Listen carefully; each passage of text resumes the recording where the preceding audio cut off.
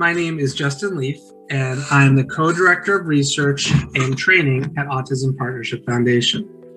Autism Partnership Foundation conducts research on ABA and provides training to master's level and doctoral level behavior analysts looking to improve their skills on how to implement supervised quality behavioral intervention. At Autism Partnership Foundation, we are affiliated with Autism Partnership, who provides behavioral intervention to children and adolescents diagnosed with autism spectrum disorder. Our primary office is in Seal Beach, California, in the United States of America, though we have satellite offices all across the world, including Hong Kong, Singapore, Canada, the UK, and Kuwait. So, unfortunately, due to the pandemic, I will not be presenting live today, and I miss interacting with people during conferences and giving their feedback and having meaningful discussions. But I'm grateful for the opportunity to still be able to present to you and share the information about progressive ABA. Now, during COVID times has been a time for me to reflect what's important, to reflect on how to provide better behavioral intervention, how to study and what to study when it comes in terms of individuals diagnosed with autism spectrum disorder. But one of the biggest reflections that I've had during this time has to do with my two children, Alex and Jackson, Alex being the older one, Jackson being the younger one. And with COVID, before COVID, I used to travel a bunch, and I'd be all around the country and the world talking about ABA and trying to promote quality behavioral intervention. And I was obviously getting pretty tired of this, wanted to spend more time with my family. Well, with COVID, I've been able to spend a lot of time with my family. Haven't flown in over a year, and it's been a blessing for me. I love interacting, hugging, smiling, laughing, playing, learning with my children every single day. And during this time, what has really come out is what's important. What's important for me with my children? Is it the academic skills? Maybe. Is it their athletic skills? Perhaps. But what it comes down to, the most important thing is making sure they are happy. Wanting to make sure that they are happy and that they're going to have the skills when they're older, not when they're 6 and 4, but when they're older, to have meaningful friendships, meaningful relationships, have pro-social behaviors, be happy in what they are doing. And so during COVID times, I've been able to reflect on this a great deal, quite often. And when I think of my children, I also think about the clients that we are fortunate enough to serve. Here's a picture of the dad of one of our clients dressed as a gigantic bear for Halloween, and his two children, both have been diagnosed with autism spectrum disorder, as puppy dogs. And when I think of Alex and Jackson, my children, the same outcomes that I want for them: happiness, meaningful relationships, a job that they like when they're adults, making choices that they want, not engaging in aberrant behavior, are the same goals I would want for my clients. It's the same kind of thinking. It's whatever I want for my own children. Those are kind of the goals that I would want and for the clients. And it's that perspective that makes me really look to what is meaningful. What should we be doing as behavior analysts? And upon this reflection, it is so apparent to me that we are in a race against time. We are in a race against the clock.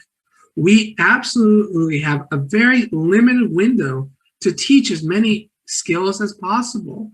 We need to make sure that we are providing the most effective intervention possible. Intervention that's going to make meaningful and functional changes for the better for our clients. And so we absolutely have to be striving for implementing effective behavioral intervention. But it's not just effective behavioral intervention that we want that can make the world of difference. We also have to be talking about efficient intervention.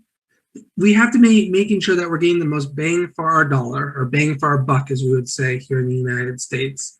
That our intervention is effective, but we're not wasting time. We're not wasting those valuable, teachable moments for our children. That we are actually providing intervention that is going to be efficient so that we can provide more quality intervention. And the third reflection that I've had with this is we have to adhere to evidence-based practice, which means that we have to rely on our clinical experience. And if you have expertise in something, if you've been trained in something, those are the interventions that you should be recommending. If you've not been trained in how to handle feeding issues, food selectivity, that's not something we should be working on, or you should be working on, because you don't have that experience. With this reflection, obviously, we want to listen to patient and client values. This is important, and this is important wherever you go. As I said, I'm located in California, and client values in California are vastly different than client values in Hong Kong or Australia or Singapore, or, as I presume, though I've never been, in Saudi Arabia or Kuwait. Values change, and cultural values change, and we have to take that into consideration. But in doing so, we also have to take into consideration what is the best scientific evidence. Because what we know is that applied behavior analysis, or ABA, is a science. And as a science, we have to be looking at what is supported in peer-reviewed journals, not what we're just seeing or hearing on social media, not what we're just hearing or seeing from influencers, but really what has been documented in the scientific literature. And so for today's talk, what I'm going to do is I'm going to talk a little bit of what progressive ABA is. I'm going to give you a brief, quick overview, because I don't have much time to do this, on the research behind progressive ABA. And I'm going to show you some videos of what we can expect, the clinical outcomes we can expect when we implement progressive ABA. For those of you that don't know what progressive ABA is, it combines the science and the art of ABA. And what I mean by this, as I said in the previous slide, is ABA is a science. We hold a strong value on empirical evidence, but there's also an art to what we do. There's also clinical judgment to what we do. There's in-the-moment decisions to what we do, and we can't just have the science alone or the art alone. We must combine it. And for me, it originates back to our founding parents, the individuals who really started ABA. I think of Sandra Harrison, Seeger Glenn, Montrose Wolfe, Ted Ione, Don Baer, Risley, and many others who were so innovative, who really went and evaluated what we did, but had the flexibility to make changes based on the individual needs of our clients. Progressive ABA is a continuum of intervention, which talks about under what conditions. Under what conditions should we be implementing one procedure, and under what conditions should we be implementing another procedure? It's all about looking at what's in the best need for the individual in a given moment. With progressive ABA, we attempt to avoid rigid adherence to protocols. I want to be clear, this does not mean that we should always get rid of protocols.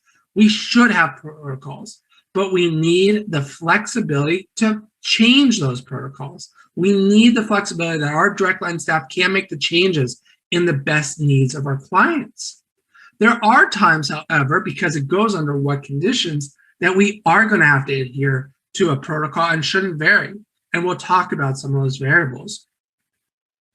Ultimately, when we talk about progressive ABA, what I'm talking about is clinical judgment.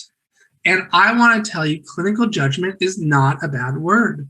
It is not something that we should shy away from. It is something that we see every day. We see it if you watch sports, if you watch soccer, if you watch cricket, if you watch baseball, if you watch basketball. We see athletes and coaches using clinical judgment in plays they're calling or varying the plays that they call. We see clinical judgment in cooking. Pre-pandemic and even more so in this pandemic, I cook all the time now. And one of the things I love to cook is pasta. I love Italian food, and I cook pasta quite frequently. And I make homemade pasta. And I know that there's differences on how I make the pasta depending on the humidity in my house in a given moment. It will require me to do different things, put in different amounts of ingredients. And so I have to use my clinical judgment based on what's going on in my house. I think about traffic a lot in California. It's a high traffic area. And clinical judgment is what routes I take. How I get from my house to my mother's house will depend on traffic conditions. Sometimes I will go up one freeway, depending on the traffic, and sometimes I will go a different freeway, depending on the clinical judgment, depending on traffic conditions, which influence my clinical judgment. Clinical judgment should not be a dirty word. But in ABA, a lot of times we hear stop. Don't use clinical judgment. And the reason why we hear don't use clinical judgment is I think people associate clinical judgment with like a gut feeling. What is going on is just based on their guts. They have this like prediction or intuition. This is not what I mean. I think clinical judgment means that you are actually doing fine-grained analysis continuously through a session. So when I talk about clinical judgment, here's some of the factors that go into clinical judgment. First, I'm looking at if there's interfering behaviors. Is the child engaging in stereotypy or aggression or self-injury? Because if they are engaging in any of these type of behaviors, the type of treatment I'm going to do is vastly different than if they're not engaging in these behaviors. If they're engaging in the behaviors, I have to look at the function of behavior. I have to look at the functions right then. Not what an FBA told me previously or an FA told me previously, though I should know that information, but what is the function in the moment right now? And how do I change based upon the function right now? Another thing I need to do is look at how receptive they are. Is the client receptive to learning right now? I think of my oldest son, Alex, and him and I love playing baseball. And there's times I just know he doesn't want to swing. He doesn't want to hit. He doesn't want to practice. And so I'm not going to put him in front of the tee and have him practice baseball. I'm going to show him baseball games and talk to him about it, or read him a book about baseball, or go and look at baseball cards and have him get excited about the game. I know I can vary my intervention based on his receptivity, and we should be doing that the same with our clients. I look at past and recent performance and seeing what that brings us. How good are they doing previously on a skill or on reducing aberrant behavior, and how are they right now? I need to look at past and previous performance. As a staff, I need to know, as a supervisor, I need to know if my staff are skilled enough to make these judgments. Because if they're skilled enough, then I'm going to give them more reign to make the judgments that they think are in the best interest. If they're a newer staff or less skilled, then I'm going to tighten it up. I'm not going to let them make the same kind of judgments and changes to programs. And finally, child's health. I'm looking at the emotional and physical health. I want to know if they had a tummy ache last night. I want to know if they have a headache, or it appears they have a headache. I want to know if they got good night's sleep or got a bad night's sleep. I want to know if there's big changes in the family. Was there a divorce? Was there a death? Is someone sick? I want to know in these times, is someone unemployed? Are they going through that kind of stress? Because the emotional and physical health of our children play a great deal into how we implement behavioral intervention. So now I'm going to switch gears because I gave you kind of an overview on some of the research and the procedures that we do with progressive ABA. And I'm going to start with preference assessments. For those of you who might not know what preference assessments are, they're basically you take so many objects and you kind of evaluate to see what is going to be the most preferred items. So if I'm, doing a ball and a toy car and a truck, I want to know what is the most preferred item because I'm going to use that item as reinforcers within teaching. And preference assessments are empirically supported. They're evidence-based. They're done quite frequently in behavior analysis. And so I'm not going to say that they're not. I'm going to give you a different way to do it. And the way I'm talking about is in-the-moment reinforcer analysis, which means you need no formal preference assessment. You don't need an MSW or MSWO or a paired stimulus preference assessment. Rather, as a clinician, you are deciding in the moment what could function as a reinforcer or what would not function as a reinforcer. And to make this determination, you're looking at multiple factors. You're looking at factors like affect. Is the child smiling? Are they engaged in it? How they're interacting with the toys. Are they just like playing it, like not really engaged? Or are they really into the toy? How often I've given over a toy? Does the toy have similar qualities to other toys that the child might like? Can I condition the toy to be even more preferred? And I'll get to that in a minute. How novel is the toy to the child or the adolescent or the adult? Is the learner making a request for it? And looking at these in all combination factors. So throughout my teaching, throughout my session with my clients, I am always looking at these factors to determine what toys or what items I should use as reinforcers. Now, we did studies on this, and I'm not going to go into a great deal of detail of the study. I'm just going to say we did studies and kind of talk about them very briefly of what we did. And our first study compared the IMRA to a paired stimulus preference assessment. And we took 3 children, all the ages of 4 or 5, and we had 2 types of teachers. We had a teacher who was one who conducted the formal paired stimulus preference assessment, and we had a teacher who was on the IMRA condition. They had 10 toys. The teacher who was in the paired stimulus preference assessment ran 2 paired stimulus preference assessments to find the top 3 toys. The teacher in the IMRA condition didn't know the results of that, never talked to that teacher, and could choose 10 toys at his or her discretion. And after this was done, we had 3 conditions. We had the IMRA condition, a preference condition, and a control condition where they got no reinforcement. And within these conditions, they had to do a simple sorting task. You had poker chips, and they put them in different bins, and they reached a certain number, they got reinforced. And the results of our study were that we saw really no difference between the IMRA condition and the paired stimulus preference condition. So if you're looking at it, they were both resulted in high rates of responding, whether you did a formal preference assessment or whether you just did the IMRA. We expanded this to a second study. This time we taught expressive labels. So we had pictures of sports or cartoon characters and asked them to, we hold a picture of Bugs Bunny and say, who is it? And they would say Bugs Bunny, for example. And once again, we saw no difference in skill acquisition. We did a third study where we looked at MSWO versus IMRA. And this was more to see what would happen in the chip sorting. Also with this, we had more novel staff doing it and paid more attention to what they were looking at in terms of why they chose a certain toy in the IMRA condition. So the results of this 3 studies show that there is no difference in terms of skill acquisition or rates of responding if you do a formal preference assessment versus if you do the IMRA. However, there is a big difference. There's a big difference in terms of time and cost. So our average formal preference assessment took 21 minutes.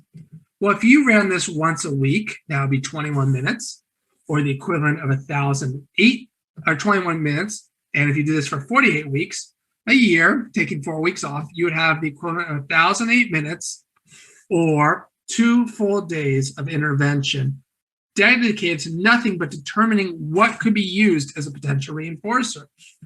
Now, in the United States, some might charge around $72 an hour. This is not my rate. This is just a rate I've seen. And that would be the equivalent of a $1,152 US dollars. Well, there's some behavior analysts who run formal preference assessments every day.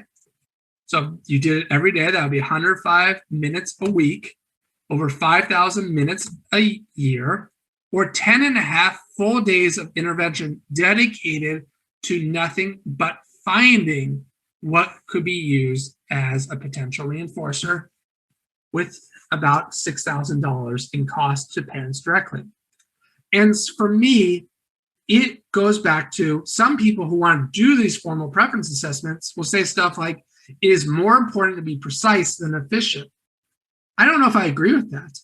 We have children's lives in our hands. We have to make the most out of every minute we got. I think it's the exact opposite. If things are changing behavior equally, it is more important that we are efficient then we're absolutely precise on what's the most preferred, the second most preferred, and the third most preferred. The other reason why we can get away from formal preference assessments within a progressive model is we do a bunch of conditioning. And so here's an example of conditioning. Good, Noah, nice job. You can look at this for a minute, okay?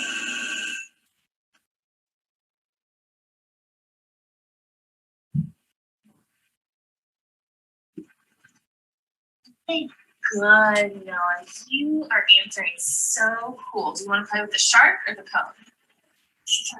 Cool, let's play with it. Do you want me to hold it or do you want to hold it? Yeah, go for it.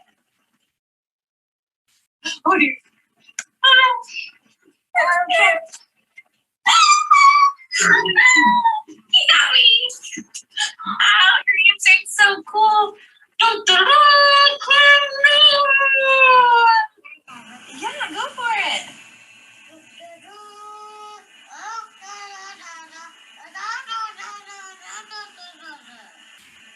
Noah is a rock star. Oh, I have a good idea. Let's set these up. Stand up. Okay, quick. Possible first. Ready? So, we'll run. Oh, my gosh. Oh, no. Ready? Oh, you want to kick up? You want to kick up? Ready? Good job. Give me 10. Oh, Noah. Okay, have a seat. Wow, the duck is. Nice job, Noah. You're sitting so cool. Hey, Noah, do you want to play with the cones or the shark? I want this one with the holes in it. Ooh, this is my sword. Watch out! Oh, dear! You got me! Oh, I knocked yours off! Oh, did I almost get you? Now it's my hat. I'm gonna be older. Oh no.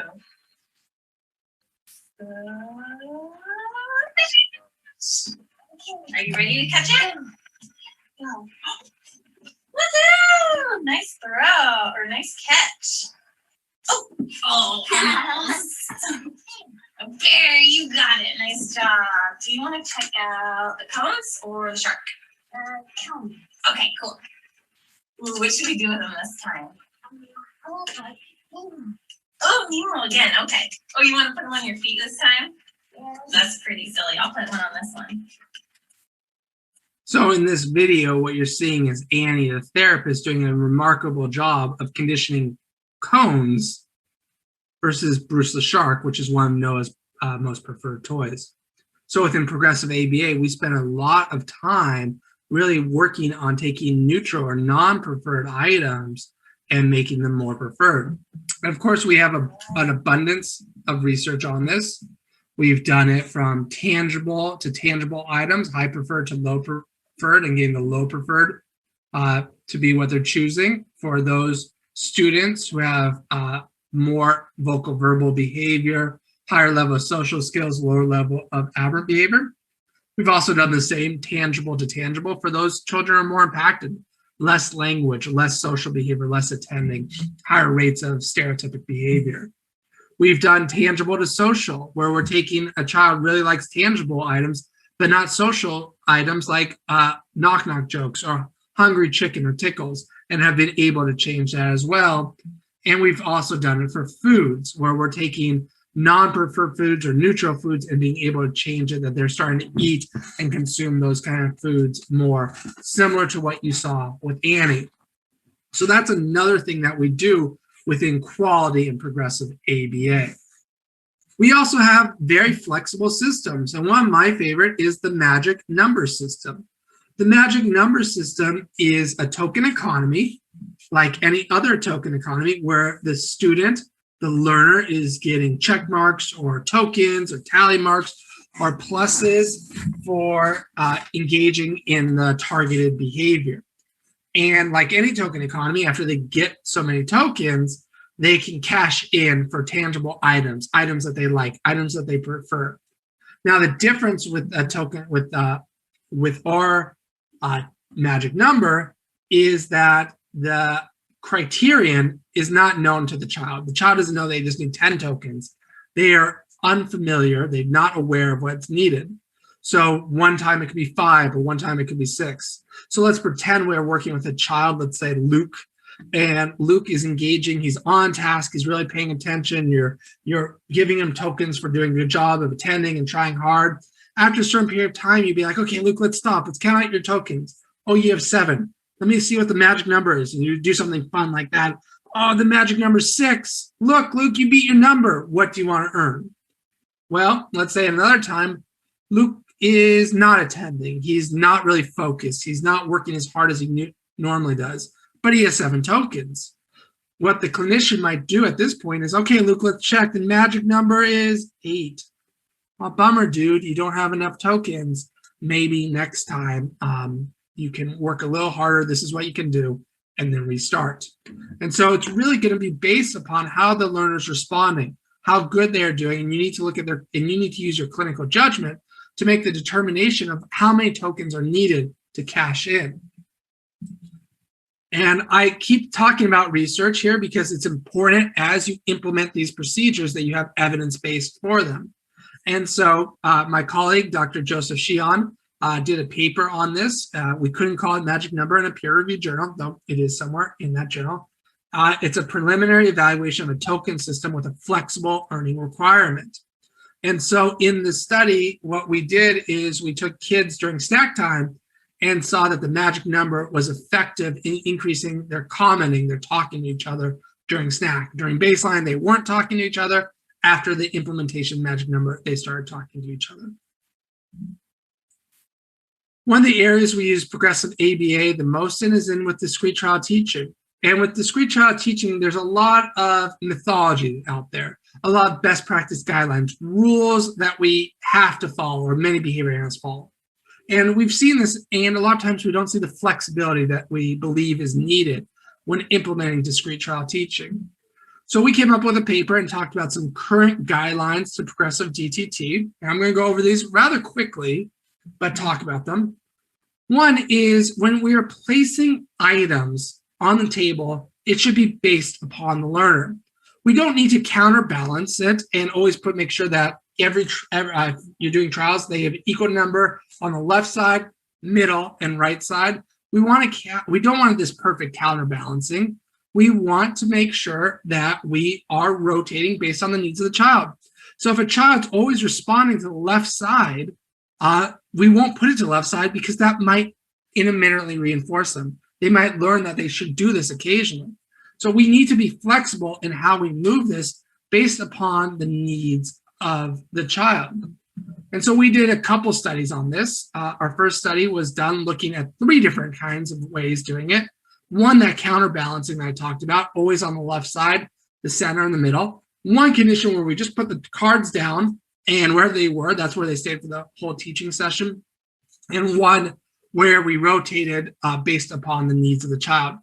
And what we found in this study was it was idiosyncratic. It depended on the learner, which sometimes they were better at counterbalancing. Sometimes they were better if you just put the cards down. And sometimes that clinical judgment rotation was more important.